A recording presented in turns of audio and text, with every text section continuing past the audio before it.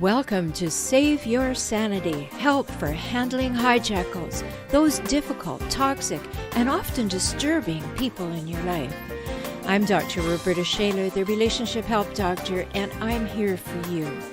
You'll get the insights, skills, strategies, and support to stop tolerating verbal and emotional abuse, whether it's happening now or it happened to you in the past, maybe by a parent, partner, ex, relative, or even a coworker.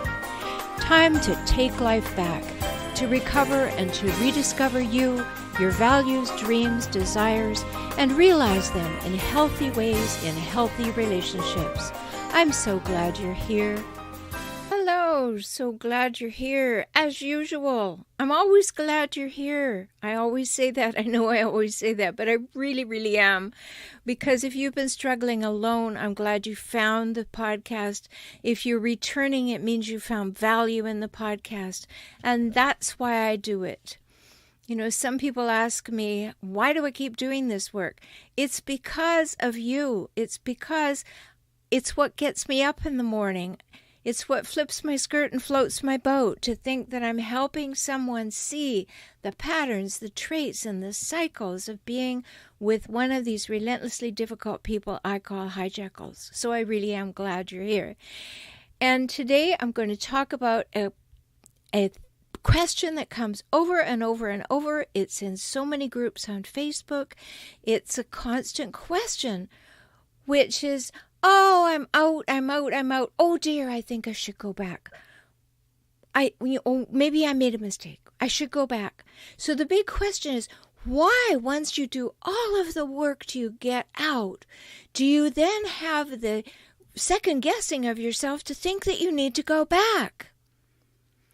And it's common, and I want you to know why it's common.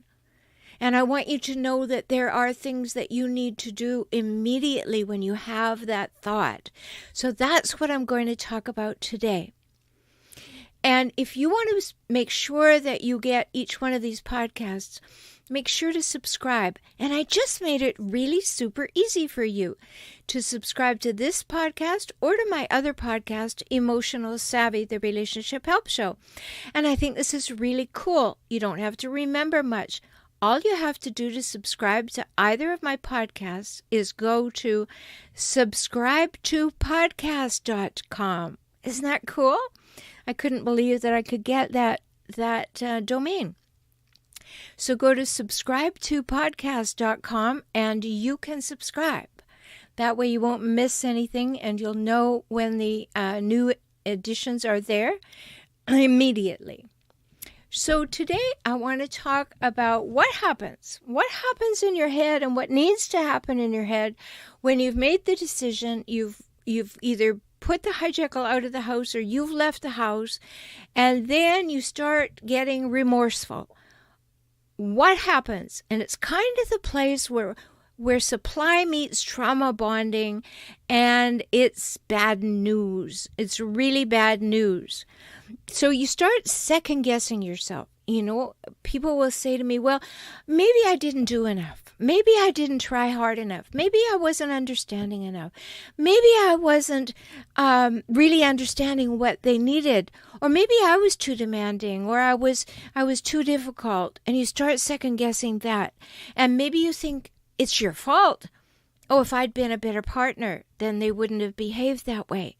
Does that happen? Of course it happens. Or they may be thinking, oh, the hijackal's right. They've told me all the time that I'm the hijackal. Am I the hijackal? Like in many of the groups on Facebook that I belong to, I will see people write because they're about narcissistic abuse and narcissists and things, and they'll say, oh, I'm really thinking that maybe that person was right. I'm the narcissist. No. Yes, it's good to think about, but if you have that thought, it's highly unlikely you are the narcissist, because narcissists don't believe they're narcissists. So you try to even maybe use the children. You say, oh, well, I shouldn't have done it. I should stay with this person. What about the children? You know, what am I doing to the children? Well, in many cases, depending on the age and stage, and I say so frequently I can't give specifics because I don't know your situation. I don't know how long you've been with the person. I don't know how old the children are. I don't know any of that. But generally, it is better to take children out of a bad relationship where they have bad modeling of how to be humans and how to be humans in relationship than it is to stay in it. There is no truth in that old idea of staying together for the children. No truth. Got that? So, are you second guessing yourself and that's what causes you to want to go back? Maybe you kind of had some kind of memory erasure.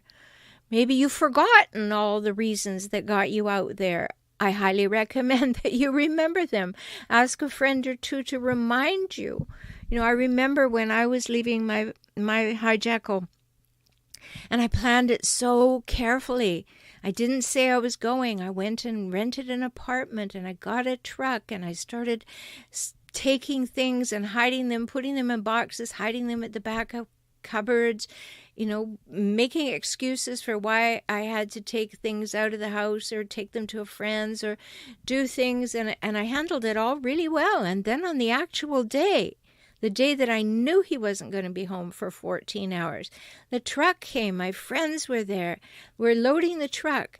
And in the middle of the day, I had the meltdown. Oh, I don't know if I should be doing this. I don't know if it's fair. I don't know. Oh, all those questions. So I know what you're going through. I do know what you're going through. I persisted. I'm very glad I did. My friends said, no, we're doing this. Remember this and this and this. And I remembered. So maybe that idea of second guessing yourself is what's pulling you back. So make sure that you get your friends to remind you why you're going to continue to move forward and let them refresh your memory why those things are going on. So second guessing may be one reason. And the second reason may be that you're just scared. And that's absolutely appropriate and natural. You've been in a situation that was very difficult, and that yawning, looming future can be kind of scary. Like, I know all about the abuse and I know how difficult it is. And yet I don't know what life without it looks like. So you can be a little scared. I mean, you may not know who you are without the abuser. That person tearing you down and wearing you down and putting you down all the time. And you may be used to living with your shoulders around your earlobes, checking all the time and being hypervigilant. And when there's silence and when there is nobody doing that to you, you may feel like, oh, there's something wrong. And you get scared and you get concerned. And that can make you think, I should go back. Or maybe you just don't know who you are without that abusive situation. There's a lot of truth in that. From a long distance, because I left the hijackal a long time ago, but from a long distance and working with so many clients in so many parts of the world and helping them make the decision to go or stay, to see if we could rectify anything in the relationship or whether it was absolutely something that had to be left. From working with all those people, it reminds me of what I went through too, and I remember it so well. I came from an abusive household. I had hijackal parents.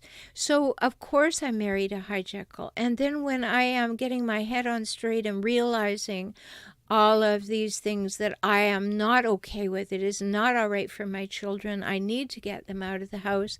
As I realize all that, I make the plan to leave.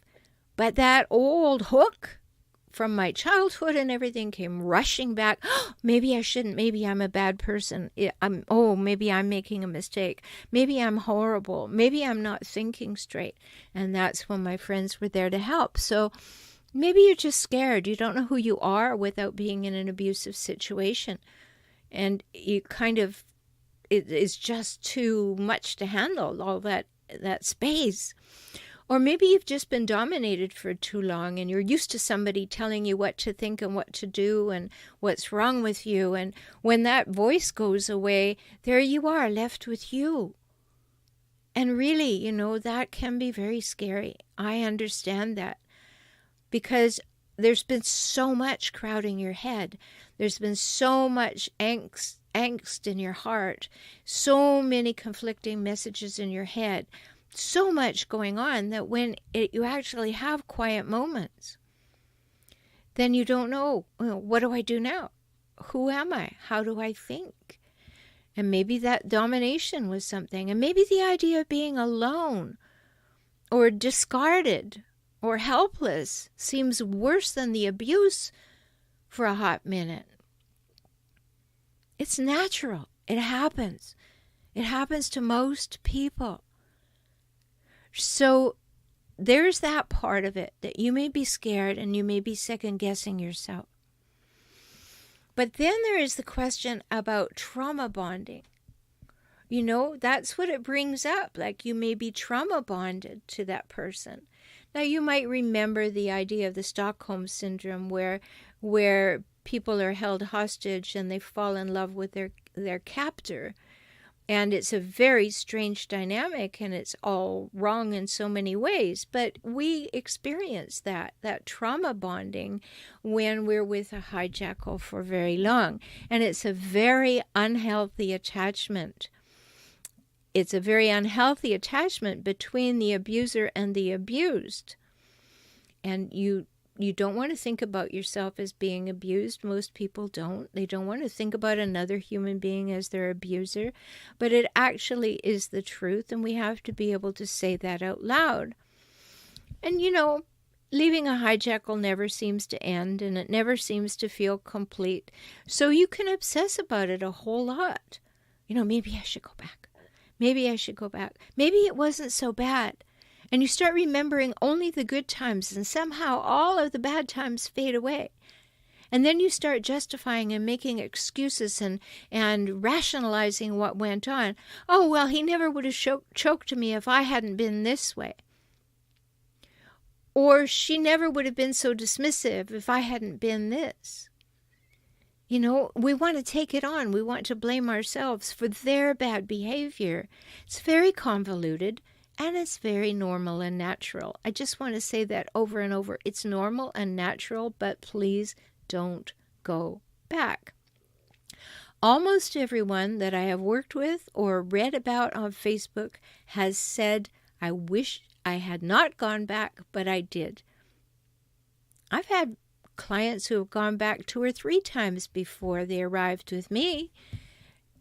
And they wished they hadn't gone back each time, and yet they convinced themselves that it was the right thing to do because of their second guessing, because of their fear, whatever reasons they had given themselves. And they didn't get good help. They didn't get the help they needed and the support they needed to keep moving forward. So trauma bonding creates an emotional addiction, and it also creates an addiction to the drama that being with a hijackal is. There's always going to be drama because a hijackal is going to keep you in uncertainty and chaos as much of the time as possible. And they're going to change their mind and everything will be your fault and they have to win. I've talked about it on so many podcasts. And I do have that product called Seeing the Cycles. If this is new to you, go and get my home study program, seeingthecycles.com. And you will get all the videos and the home study and the questions and the articles and everything to do it at your own pace so you can clearly see the cycles. And you find that on my website, for relationship help, HELP.com. And then just click on the button that says Store in the navigation. And you can get the Seeing the Cycles program because you really need to see these cycles. And sometimes that's the best thing you can be doing for yourself when you've left. Because it will remind you, oh, yes, there was that. Yes, and he or she did that. I don't want to live with that. Ah, yeah, I'd forgotten that bit. Oh, no, that's not okay for my kids to see. And it will help you. So go and get the Seeing the Cycles program at forrelationshiphelp.com/store.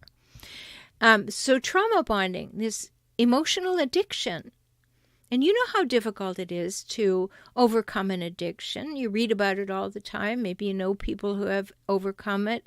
Even to quit smoking or something, an addiction like that is difficult.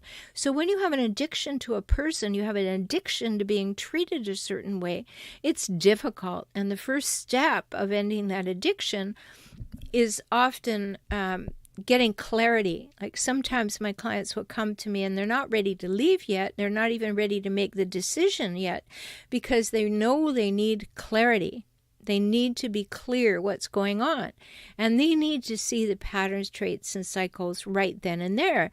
And so we start there and we give them strategies and we work to empower them. And then they can make the decision to stay or go. And then from there on, we shore up that decision. Because being with a hijackal is engaging in addiction and addictive. And you love having their attention and you keep hoping for their attention and you would like to have it in a positive way. But you're not exactly sure if you're going to have positive or negative at any moment, are you? You don't know. They're unpredictable. Which way is it going to go? And then there's a whole issue of narcissistic supply. And you become their supply, and you've heard me talk about that before.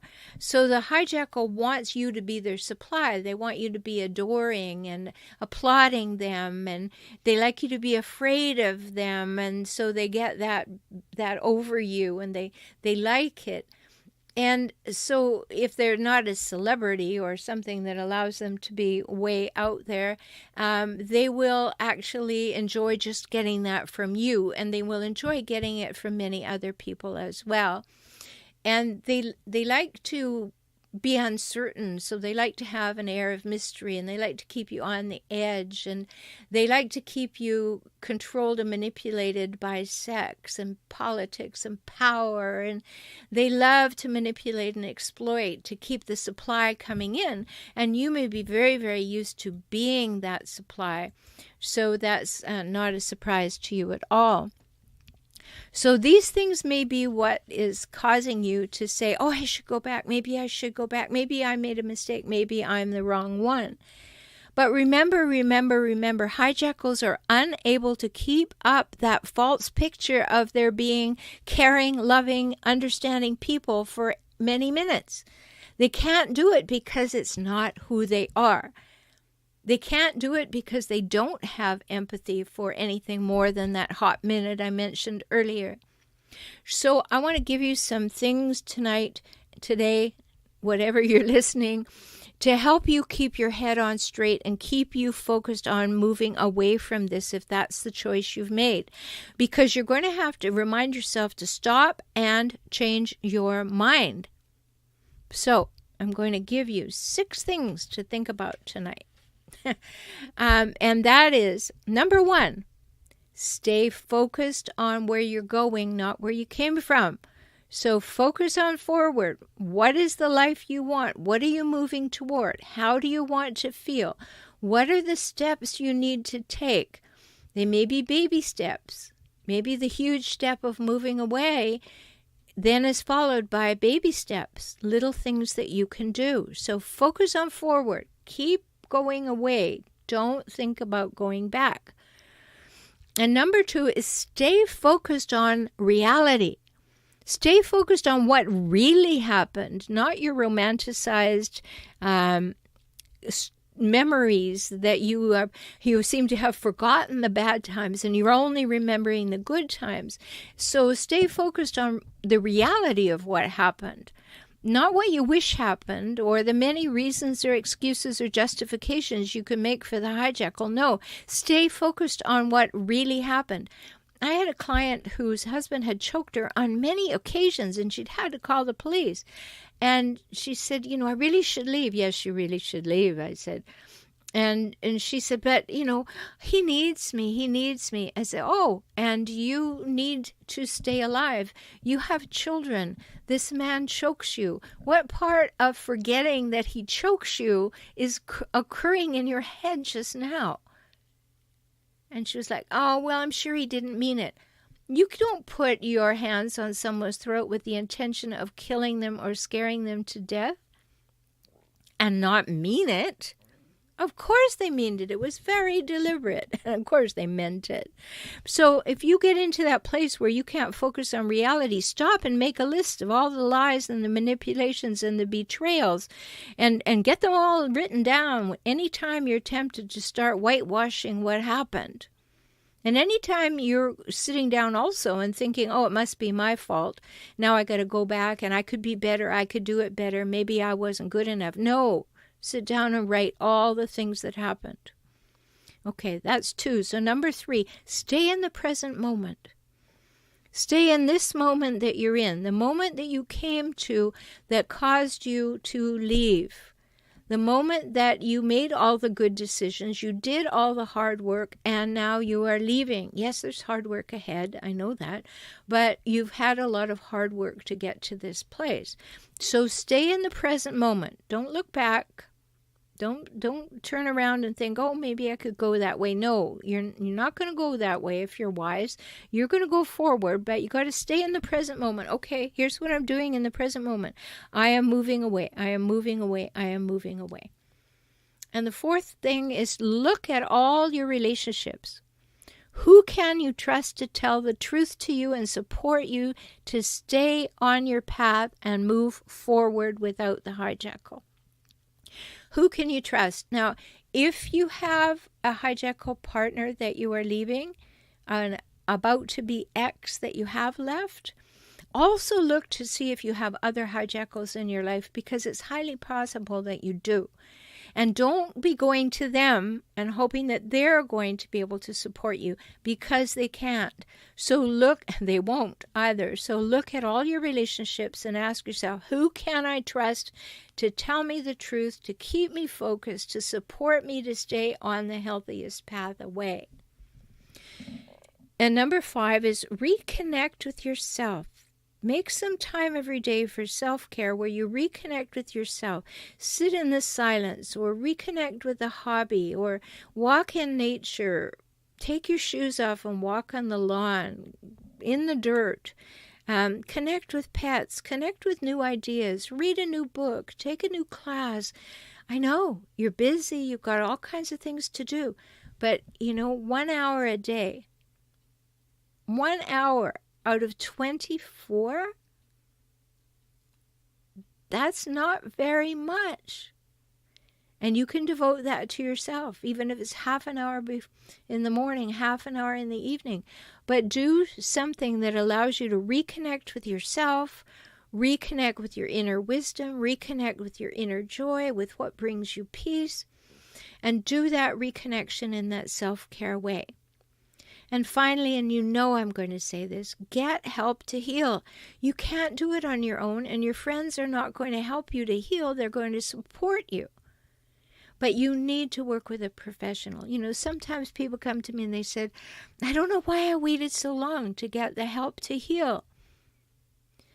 Yes, there are people who are coaches who have been through this, and so they'll say that they can help you heal. No, they can't. They can help you walk through it in the way that they did. But get a professional who can help you to heal. Starting in August this year, 2019, I have a program, a 4.5-month program. You can do at home, but a lot of time being with me online. And it's called Transform After Abuse. How to heal, rise, trust, and love again. Okay? You do that. Do something like that. This is a great program. It's really going to be something that's going to help you. But get that help. So the next time that you're open and you get to the place where you can trust yourself to choose wisely or to see red flags, and you really are healed. That doesn't mean you're not going to maybe attract a hijackal or two, but you're going to see them so early and you're going to know exactly what to do. And you want that. You want to go through that and get the help that you need, because the next time that you meet someone who can love you, who will love you, who is willing to love you without all the bartering, that has those 3 important things that I talk about that create a healthy relationship: the equality, the reciprocity, the mutuality. You want to be available for that so that you can have a love bond, not a trauma bond. And you can do that. So I really wanted to talk to you today about this answer to the question, maybe I should go back. No, you shouldn't. And I hope that I have given you good reasons why you shouldn't, and 6 things to do to divert your attention from that and keep you on a healthier path. Now, if this sounds good to you and you want to work with me, simply go to beaclient.com, beaclient.com, and that will lead you to the initial new client page where you can have a full hour with me first time for only $97. beaclient.com. Simple to remember. So I hope this has inspired you. I hope it motivates you. I hope it lifts you up. I hope it gives you some good ideas. And so you know how to keep yourself safely moving away from abuse. So very, very important. I'm Dr. Rhoberta Shaler, and I truly am glad that you spent this time with me. And I know that it's going to be repeated many times because I really am glad. I'm glad you found me. I'm glad that you're moving in healthier directions. And I look forward to you jumping in, coming into my live stream every Monday night on YouTube, 6 p.m. Pacific time.